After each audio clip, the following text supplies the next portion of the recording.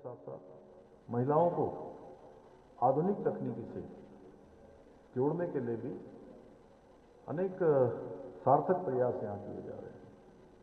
मुझे पूरा विश्वास है कि ये पहल हमारी मातृशक्ति को भी, हमारी बेटियों को भी, उनके सपनों को नई ऊंचाइयों तक पहुंचाने का एक बहुत सशक्त माध्यम बनेगी। वहीं आने वाली वर्षों में ऐसी कई प्रतिभाशाली वैज्ञानिक, शोधकर्ता, इंजीनियर, उद्यमी उभरकर सामने आएंगे जो नया उत्तराखंड और विकसित भारत के निर्माण में अपनी बहुत महत्वपूर्ण भूमिका निभाएंगी। मैं इस अवसर पर यूकॉस्ट,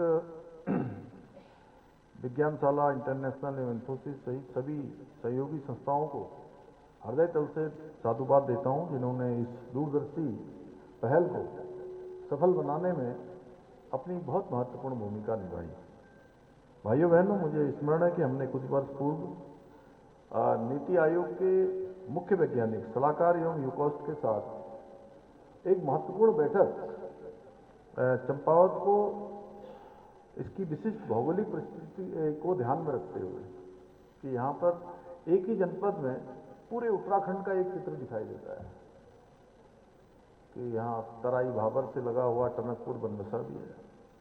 बस्तिया तक आते आते जो है फिर हमको पहाड़ शुरू हो जाता है। अमोड़ी पहुँचते हैं तो है कुछ सेमी पहाड़ जैसा हो जाता है। चंपावत आते हैं तो पहाड़ हो जाता है। उधर आगे की तरफ चले जाते हैं लोहाघाट की तरफ तो बिल्कुल और ठंडा पड़ता जाता है।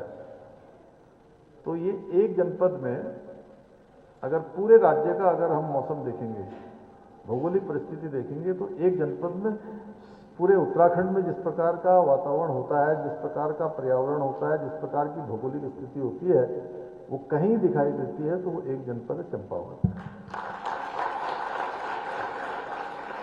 तो इसलिए हमने कहा था कि हम एक संकल्प लेते हैं कि इस जनपद को आदर्श चंपावत बनाएंगे। और मैं गर्व से कह सकता हूं कि हमारी सरकार के द्वारा चंपावत को आदर्श जनपद बनाने की दिशा में अभूतपूर्व कार्य किए जा रहे हैं, जिसकी गूंज आज पूरे देश में सुनाई देती है।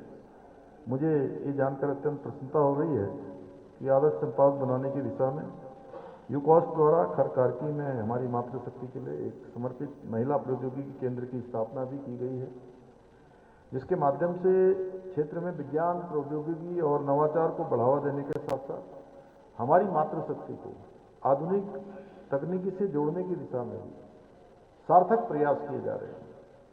मुझे बताया गया कि इस केंद्र के माध्यम से हमारी बहन बेटियों को विभिन्न क्षेत्रों में प्रशिक्षण प्रदान किया जाएगा।